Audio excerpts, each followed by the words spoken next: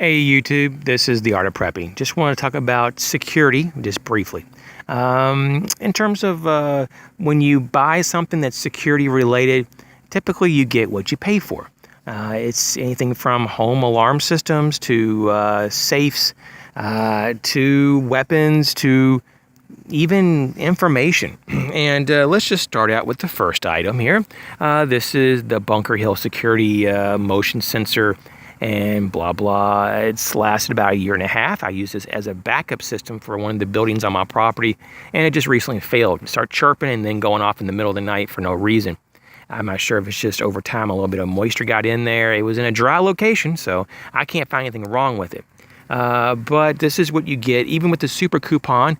I mean, it was really cheap. So, I mean, with the super coupon, it was like around $13 plus tax, and I guess you just get what you get. And so I would not recommend Harbor Freight's Bunker Hill security products. I've tried several actually. There's their electronics products and they're crap. Their padlocks broke after a few uses, and luckily on most of that I got my money back. But they're all very poor. I mean, very poor. Their lock boxes are not even child-proof. I mean, the whole line should be just basically just taken off the shelf. Bunker Hill security super sucks, and that's all I can say about that. Now, in terms of padlocks, because I've been getting some questions about padlocks and deadbolts of what I would recommend. In terms of padlocks, Abus and Abloy are really good brands. They're just their mid-level is pretty much all you would really need. Their upper lines are really made for more industry or even like higher security applications that would probably exceed your any of your needs. I mean, you just don't need some of this super massive. It's not necessary. You don't need to spend hundreds of dollars on a padlock. But maybe like 50 to 60 though. On the upper end, maybe 100 if it's something that's very important and all the other means of the building is secure and that the weak point is the lock. I could maybe see that. But in general though, between $30 to $55 range is a good range for a good padlock. And you can definitely, find those. You can definitely find those for that price, especially with Abus. So I just wanted to say out loud that just go ahead and get you a decent padlock and don't go to Walmart or Home Depot or Lowe's or whatever is your big box store, your big, commercial store, and plop down $5 for a master lock or something and think that you have security. It's an illusion. It's totally not true that you have security there. And it doesn't, don't take my word for it. Look up Master Lock or any of these cheapy $3, $4, even $10 locks at Walmart. Children can pop them open with a hairpin or a bobby pin or a safety pin. So just be mindful of what's real security and what's not. And the last thing is the deadbolts. Just as you wouldn't go to Walmart to buy your padlocks, you really don't want to go to Walmart and get your $5 or $10, and they literally are like that range. At least in my Walmart, even though I don't really have one in my area, but when I do travel out and go on a road trip and see them, they are literally like between $5 and $10 for like Brinks, and I think it's called Revlent or something like that brand that is super cheap. I mean, cheapy cheap.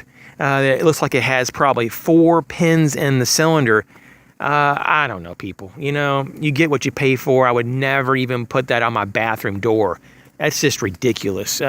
So you gotta have to have something of decent quality. Once again, do your homework. I'm not going to tell you what to get. I don't even know what's available in your area. But if all else fails, even if you just go once in your life to a locksmith, there's a reason why they're there, and they have special knowledge. They can pin or repin your lock or find you other locks that don't even require pins. Basically, they can customize a lock for the security level you need. And so what is wrong with using them? Even if it costs a few more dollars than just buying a lock at, maybe like a Walmart or even online, even if you can find better ones. Just go to the locksmith, man, or at least educate yourself and know what you're buying if you buy them online.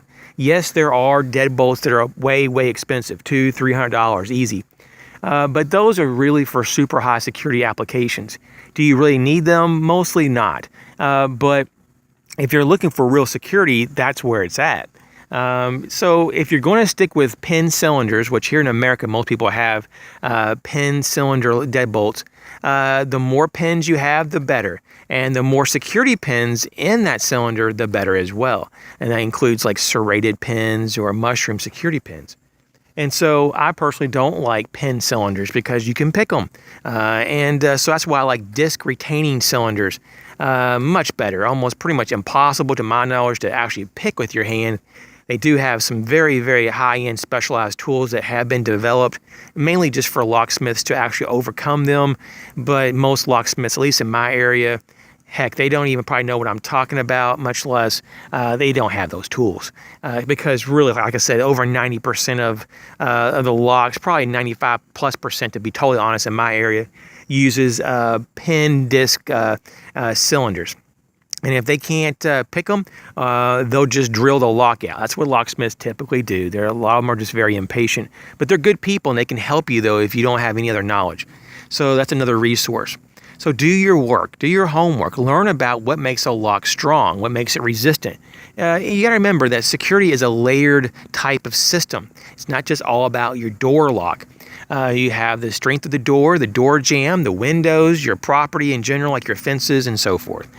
In closing, I just wanted to point out that, security gets kind of a cloudy view from the average citizen. And what I mean by that is like it's hard to kind of surf through all the disinformation about what is a priority and what's not. And so in general, though, just think about this. Most thieves don't go around picking locks, either for your padlocks or your door locks like your deadbolt. They just don't do it. Almost none of them do that's been found. What they do is that they open up doors that are unlocked because you forget to lock them, or they go through unlocked windows. Now, if they can't find anything that's unlocked, they try to kick the front door or back door in. Most time the back door because there's more cover back there from being seen. If they can't kick it in after a few kicks, they will try to break a window out. And that's pretty much the steps they do. Now, if you leave a ladder out, they'll probably try to go up to a higher level of a second-story window and see if they can find a way in. If not, break a window and go in from there. But what I'm saying here is that thieves are pretty much pathetic. And they're looking for the least resistance possible to get their theft going. And so if your house is more difficult or less inviting to criminals than your neighbor, for example, you're probably not going to be bothered by any kind of criminal activity. I feel sorry for my neighbors because I think that my house is hardened about 10 times more than my neighbor's house. But I will tell you, though, all my neighbors are heavily armed. And I think that anybody that does find out where I live, God help them, they wouldn't make it out of the yard, any of my neighbor's yard. My neighbors are very protective about their family. And that's how a lot of Americans are, too. So if you're a thief or a criminal, stop being a criminal because you're going to get killed one day, and it's over petty crap. But just going back to the basics here, criminals are typically very pathetic and lazy. And that's why they just kind of find doors that are open. And so they typically don't walk around with lockpick sets or train in that. They don't do that at all. I mean, let's just be honest, man. If you look at all the stats, they're just pretty much, they find easy opportunities and take advantage of people when their luck's down or they're not paying attention or they're distracted. And I can't tell you how many people I know that get so distracted that they don't even realize that they left their home and they forgot to lock their front door because they had the kids trying to get them in the car, or they had a phone call when they're walking out the front door. Things distract you. So try to reduce your distractions so that you can be safer. As always, this is The Art of Prepping with security tips. You guys take care.